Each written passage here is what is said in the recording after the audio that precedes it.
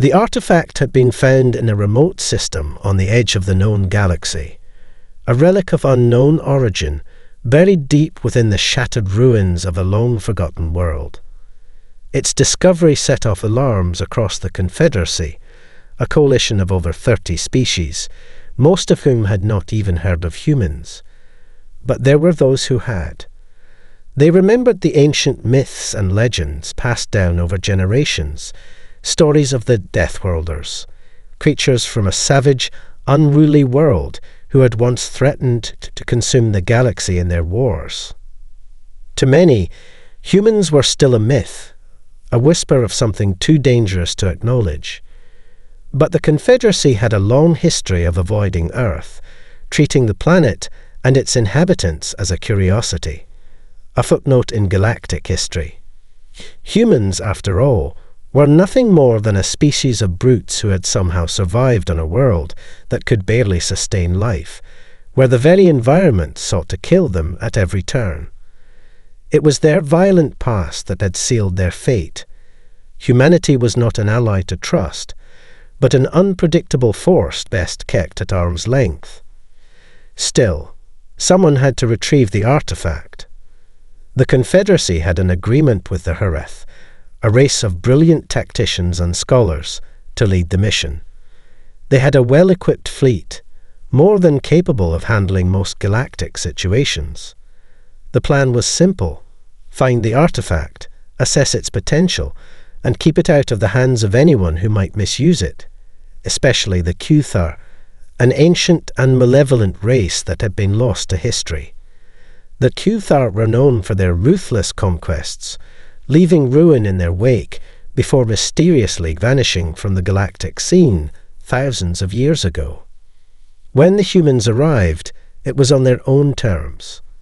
The Horizon, a heavily armed human vessel, entered the system with little regard for the diplomatic protocols the Confederacy so cherished.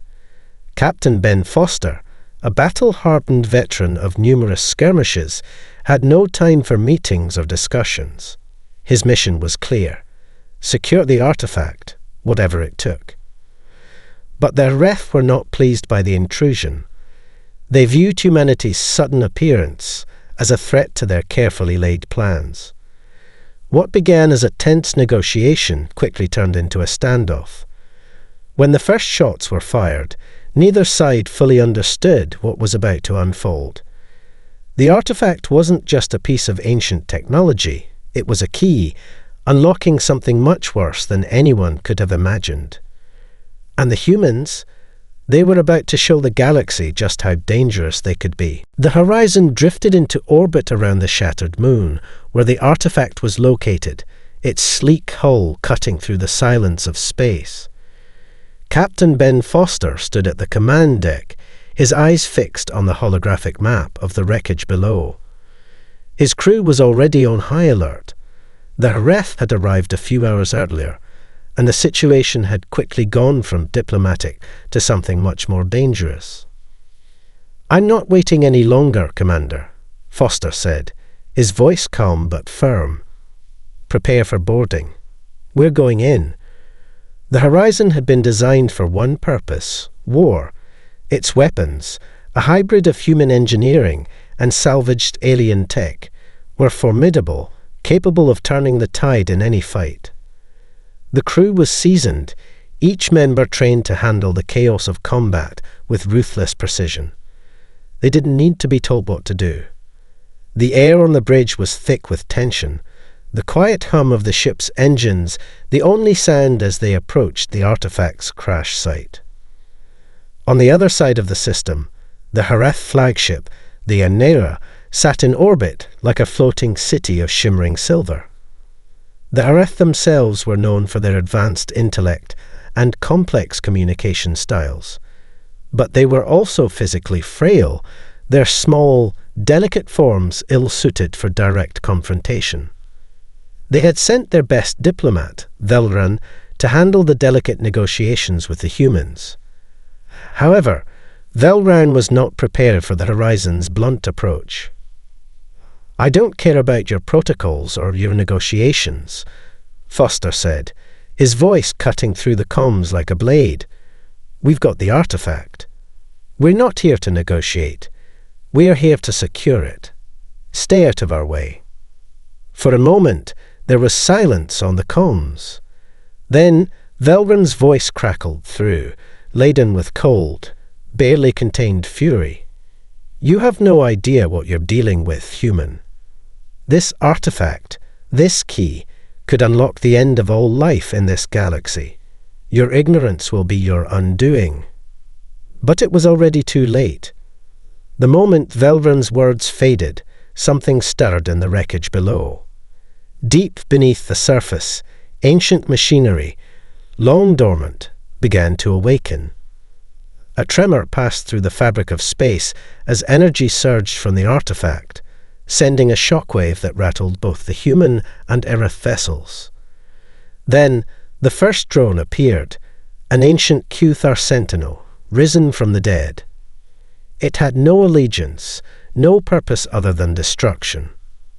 The fight for control of the artifact had just begun, and neither side was prepared for the chaos that followed. The Horizon's shields flared as the first blast of energy hit, sending the ship into a wild spin. On the surface of the moon, the ground cracked open as dormant Cuthar war machines began to rise from their millennia-long slumber. In that moment, the humans realized something. They were not just dealing with the Hurith, or even with the artifact. They were facing an enemy from the past, and it was hungry for blood. Foster's voice cut through the chaos, calm and decisive. "All hands, prepare for combat. This is no longer a diplomatic mission. We're in a war." The battle raged around the horizon as the Cuthar sentinels tore through the wreckage of the moon's surface, their hulking forms a blur of metallic movement. Human and Hurith forces alike scrambled to respond, but the unexpected onslaught threw everything into chaos. The relic, a seemingly benign object of ancient alien design, had triggered the resurgence of a deadliest race the galaxy had ever known. Captain Foster stood at the command console, his jaw clenched as he watched the energy readings spike on the monitor. The Cuthar's technology wasn't just old. It was alive, constantly adapting, constantly learning. They'd been dormant for eons, but now they were awake, and they would not go back to sleep quietly. The Yainira was in trouble. Despite its technological superiority and superior numbers, the Hurith fleet was struggling to fend off the Cuthar drones, whose energy weapons cut through shields with terrifying ease. Even the Confederacy's advanced tactics and powerful ships couldn't match the raw ferocity of the Cuthar machines, which seemed to be almost organic in their ability to regenerate and adapt in real time. "Captain, we've got a serious problem here," Lieutenant Hayden Jax, the Horizon's tactical officer, reported. "They're drones. They're learning from our attacks. Whatever we throw at them, they adapt in real time. We can't hit them hard enough to do lasting damage." Foster slammed his fist onto the armrest. "Then we get them from where they least expect it. Get me a direct line to Velrun." The Hurith diplomat's voice crackled through the comm, cool but laced with growing frustration. "This is madness, human. You are not prepared for what is happening here. The Cuthar will destroy us all if—" "Enough," Foster snapped. "We don't have time for your lectures. We're both outmatched, and if we don't work together, we're all going to be dust. We can't just fight them head-on. We need to think smarter." The Areth were a species of intellect, not warriors. They had long relied on cunning and strategy over brute force. But what they lacked in raw power, humans made up for in ingenuity and sheer survival instinct. "Fine," Velrun said reluctantly, after a long pause. "What is your plan?" Foster took a deep breath. "We need to hit their neural core.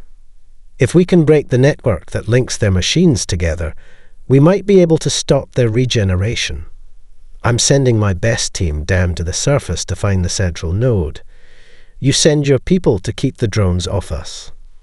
There was silence on the other end. For the first time since they'd met, Velrun seemed to understand the gravity of the situation. "Understood, Captain. We'll work together. But you'd better be right about this. If we fail, none of us will leave this system alive." As the communication ended, Foster turned to his crew. "All right, people, this is it. Get ready for the most dangerous operation we've ever undertaken." For the first time since the Horizon asterisk had entered the system, Captain Foster felt the weight of their mission settle heavily on his shoulders. The Kuthar weren't just a threat to humanity, they were a threat to everything. And in this fight, they had no allies but each other. The fragile alliance between humans and Hereth had just begun, but if they couldn't hold it together, the Kuthar would make sure it was their last. The surface of the moon had become a battlefield, a hellscape of shifting shadows and crackling energy. Explosions lit up the sky as Kuthar war machines emerged from the ground like dormant titans awakened. The combined human and Hereth forces were stretched thin, trying to hold back the relentless onslaught. Foster's heart pounded in his chest as he watched the chaos unfold from the command deck. The Horizon had taken significant damage. Its shields were down to 20%, and the drones had already started adapting to their weapon systems. "We can't keep this up much longer," Lieutenant Aiden Jacks said, his voice tight with tension. "The Kuthar are adapting too quickly. We need a new strategy." Foster turned to the tactical map, eyes narrowed. The Hereth had managed to disable several drones, but their ships weren't designed for combat, only strategy. The human forces, on the other hand, thrived in the heat of battle, and it was time to leverage that. "All right, Jax, prep the boarding teams. We're going down to the surface. I'll lead the ground assault." Foster's voice was calm, but resolute. "We need to find the Kuthar's central node, and are not waiting for the next attack wave to take us out." A sharp breath passed through the bridge crew as Foster made his decision. The Horizon was still a sitting target in orbit, but the Kuthar's real strength was on the ground. The sooner they found the neural core, the heart of the Kuthar network, the sooner they could shut it down. And for that, they would need boots on the ground. The Hereth's Velrun reluctantly agreed to the plan, sending a small strike team to join the humans in a desperate gambit. Though they were hesitant to step into the chaos of direct conflict, the urgency of the situation left them with little choice.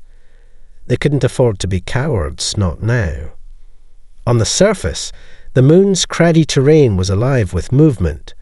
Foster's team dropped from the Horizon in a cascade of sleek, armoured dropships, landing amidst a hail of fire.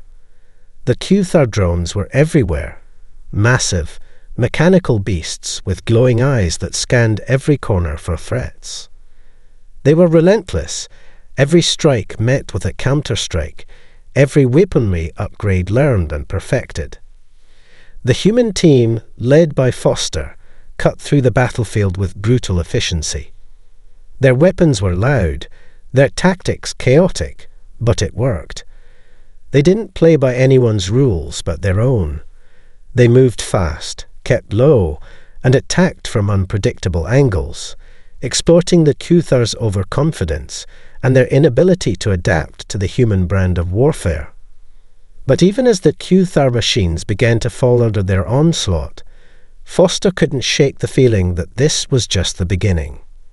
Each victory seemed to cost them more, and the further they ventured into the moon's depths, the darker and more twisted the Kuthar's technology became. Whatever they were about to face in the heart of this war machine, it would be their greatest challenge yet. The ground trembled as another wave of drones charged forward, more numerous than before. "Keep moving, stay focused," Foster growled to his team. "We're almost there." And deep in the moon's core, The Q-Thar's true weapon was waiting. The deeper they descended into the moon's crumbling interior, the more oppressive the atmosphere became. The walls were covered in strange, bioluminescent markings, pulsing like a heartbeat, the only light in the suffocating darkness. Foster's team moved quickly through the twisting corridors, weapons raised, adrenaline fueling their every step. The Q-Thar drones had become more aggressive as they neared their target. Whatever lay ahead, the Q-Thar knew they were coming, and they were ready. "Stay tight," Foster ordered, his voice a low growl in the comms. "We don't know what we're walking into." The ground beneath them vibrated as another wave of drones scuttled through the corridors, their heavy armoured feet thundering against the metal floor. The team split into two squads, each moving to flank the approaching enemies, but Foster's eyes stayed fixed on the flickering map on his HUD.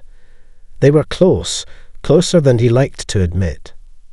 "Foster, we've got something," Jax said over the comm, his voice sharp with tension. "We've hit a dead end, but it looks like a power source, maybe a core." "A massive one." Foster's heart raced as he glanced at the readout. The central node, the heart of the Q-Thar's entire network. It was just ahead, deep within the bowels of the facility.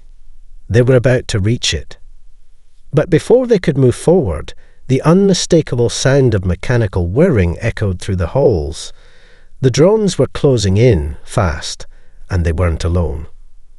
A massive, hulking figure emerged from the shadows, something far larger than any drone they had faced. It was a Q-Thar overlord, a machine of destruction that dwarfed the others in size and power. It was covered in jagged, spiked plating, its eyes glowing a malevolent red as it locked onto Foster's team. "Fall back." Foster barked, but it was too late. The overlord charged, its massive claws raking the air with a deafening screech. A volley of plasma fire erupted from the human squad, but the creature's armor was impenetrable. It was unstoppable. "Pull back to the junction," Foster shouted. "We need a plan. Now." As the team scrambled for cover, the Q-Thar overlord let out an unholy screech, summoning more drones from the depths. They were trapped, surrounded on all sides, and the path to the core was blocked by a creature that was nigh invincible. Foster's mind raced. Their initial assault had been successful, but this was something else. The Q-Thar had laid a trap, a final line of defense they hadn't counted on. The artifact had been nothing more than a catalyst. The real danger lay in this ancient machine, and it wasn't going down easily. "We need to outsmart it," Foster muttered to himself. Time for a new plan. As the Overlord's massive claws slammed into the ground, shaking the very foundation of the moon, Foster realized something crucial. The Q-Thar weren't just fighting to defend. They were fighting to keep their most terrible secret hidden. The real weapon wasn't in the core. It was what the core was protecting. Foster's mind raced as the Q-Thar Overlord's massive claws scraped against the walls, shaking the narrow corridor. The ground trembled underfoot, and for a moment it felt as though the entire moon might collapse under the weight of the battle. The situation had gone from bad to worse. They had one chance to destroy the Q-Thar's central node, the heart of their network, but getting there now seemed impossible. The Overlord stood in their path, a living nightmare of metal and malice. It let out a guttural roar, the sound vibrating through the walls, as its glowing eyes locked onto Foster's team. A dozen smaller drones skittered from the shadows, encircling them with deadly precision. The air smelled like ozone and burning metal. "We can't hold them off much longer," Jax shouted, firing off another round at the Overlord, but the creature's thick plating deflected the blast with ease. "We need to find a way to disable that thing, or we're dead." Foster's thoughts flashed back to the earlier briefing, to the reports on the artifact. The artifact is more than just a relic, they had been told. It's a key, a control device for the Q-Thar systems. It can either open their weaponry to us, or destroy them entirely. The truth hit him like a slap. This wasn't just about disabling the Q-Thar's defense systems. It was about controlling their entire existence. The artifact had the power to rewrite the core of the Q-Thar's neural network. If they used it, they could either cripple the Q-Thar's ability to regenerate and rebuild, or they could set off a chain reaction that would destroy everything they had awakened. The choice was as simple as it was terrifying. Use the artifact to shut down the Q-Thar systems, or destroy them altogether. The consequences would be disastrous either way. "Jax, get to the artifact," Foster barked, his voice tight. "We need to access the core and take control, but we can't risk an overload. If we do this wrong, we lose everything." Jax nodded, her face grim as she sprinted toward the glowing console, where the artifact lay, pulsating with an eerie organic light. Her fingers flew across the controls, eyes flicking from the holographic interface to the incoming drones. Every second felt like a countdown to their doom. "Captain," Jax called. "I've got access, but the core is fighting me.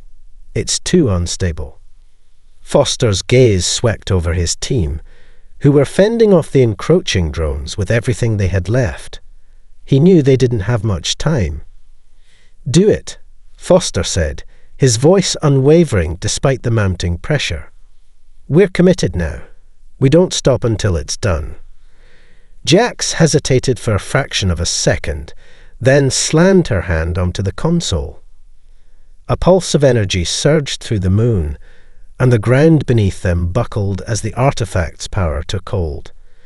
The Q-Thar core groaned in protest, its systems rebelling, but it was too late. For better or worse, they had made their choice. The moon shuddered violently, and the sound of cracking metal echoed through the corridors. The question now was simple. Would they survive the consequences? The energy pulse from the artifact rippled through the moon's core, cascading like a shockwave through the crumbling infrastructure. The ground trembled violently as the Q-Thar's neural network began to splinter. For a moment, everything went dark. The overhead lights flickered, and the helm of the Q-Thar systems faded to a low, ominous buzz. "Status report," Foster barked, his voice slicing through the static of the comms. His team was still pinned down by the overwhelming swarm of drones, but the tide had shifted. He could feel it. "I've got it," Jax said, her voice strained but triumphant. "The core's destabilizing. We've got full control of the Q-Thar network, at least for now. But they're fighting back. It's only a matter of time before the backup systems take over." Foster's eyes scanned the chaos around them.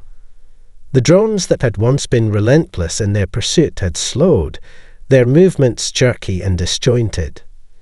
Some fell motionless, their circuits fried by the overload. Others twitched, as if struggling to find purpose without the unifying force of the neural core. "Push forward, now," Foster ordered. "We've got seconds before this system rights itself." With renewed determination, the human and Hereth squads pressed on, cutting through the remaining drones with savage efficiency. Foster's mind raced as he saw the control room just ahead, the heart of the Q-Thar's machine, and where it all started. The massive overlord, still standing in their path, seemed to have paused, its once livid eyes flickering in confusion. "We have to finish this, before the Q-Thar rebuild." Velrum's voice crackled over the comm, his Hereth voice calm, but heavy with urgency. "The artifact, it must be used to shut down the core permanently, or else this war machine will rise again." Foster knew they had no time to waste. "Jax, You're with me. We need to ensure the artifact's power is directed to the central node. Can you stabilize it long enough? Jax glanced up from the console, sweat trickling down her forehead. I can try, but I'm not sure how long we'll have. The Cuthar systems are adapting. We're on borrowed time. As they reached the control room, Foster's pulse quickened. The room was a surreal mix of technology and ancient alien biology, pulsing tubes, organic tendrils intertwined with cold metal, and shimmering, translucent walls that seemed to be alive. The artifact, glowing a fierce red, hovered above the console, its power now the last line of defense against a catastrophe. Foster took a deep breath, making eye contact with Jax. The weight of the decision was overwhelming. They had won for now, but the Cuthar's secrets were still there, hidden beneath the surface, waiting for someone to unlock them. If this works, we end this for good, Foster said, his voice low but resolute. But if it doesn't, his eyes flickered to the broken drone corpses scattered across the room. Then we'll burn this place to the ground. Jax nodded and placed her hand on the artifact. A pulse of light surged, and the ground beneath them began to tremble again, this time with a sense of finality. The Cuthar's reign, whatever it had been, was ending. But at what cost? The moon's core began to implode, the final collapse of the Cuthar's empire imminent. Now the humans had one last chance to escape, and to figure out what to do with the power they had just unleashed. The moment the artifact's power surged, the entire control room seemed to pulse with energy, vibrating in sync with the collapsing Cuthar systems. Foster could feel it in his bones, the weight of the artifact's destructive potential. They had triggered a chain reaction, one that would likely tear the entire moon apart. The walls groaned, as if the very foundation of the Cuthar civilization was being ripped from the ground, and the floor beneath them cracked open in jagged bursts of energy. "We've got seconds, Captain," Jax shouted, her voice strained as she gripped the artifact, now blazing with an unearthly light. "I can't hold it much longer. This thing's on the brink of collapsing." Foster didn't hesitate. He grabbed her arm and yanked her away from the console. The artifact pulsed once more, sending out a wave of energy so intense it almost knocked them off their feet. He could hear the sound of the moon's infrastructure cracking and collapsing all around them. "Move now!" Foster barked, and the human and Hireth teams turned and sprinted down the corridor, weaving between falling debris and crumbling walls. The exit was still several hundred meters away, and the countdown to disaster was already ticking down. The overhead lights flickered and then died entirely, plunging them into near-total darkness, only the faint glow of the artifact and emergency lighting illuminating the way forward. The sound of the moon's implosion was deafening now, like a massive, unstoppable wave crashing down on them from all sides. Foster's mind raced as they ran. They had done it. They had disabled the Cuthar core. The moon was coming apart because of it, but the Cuthar threat had been neutralized.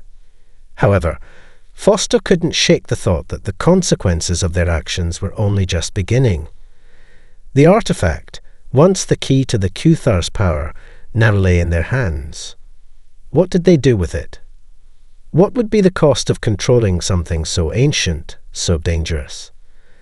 The team rounded the corner just as the outer doors to the moon's cavernous hangar came into view. The dropships, their only hope of escape, were just ahead, but the rumbling beneath their feet intensified, a signal that the moon's collapse was accelerating. "Go, go," Foster shouted, pushing the team forward. They dove into the dropships, and moments later, they were airborne, escaping the moon's surface as it began to disintegrate in a storm of fire and debris. As they watched the moon implode from the safety of orbit, the magnitude of what they'd done hit Foster like a cold slap. The Cuther, an ancient and terrible race, had been wiped out, not just their war machines, but their entire infrastructure. The power of the artifact had obliterated it all. But now, as he gazed at the wreckage of the moon, Foster couldn't help but wonder if humanity had just inherited something far more dangerous than they were ready for. The artifact was still in their possession, its power unexplored, its potential limitless. What now? Jax asked quietly, standing beside him, her eyes fixed on the dying planet. Foster hesitated. Now we decide whether to use it or destroy it. The artifact hummed softly in the hold behind them, and Foster knew one thing for certain: the galaxy had just changed forever. The only question was, what would humanity do with the power they had now unlocked?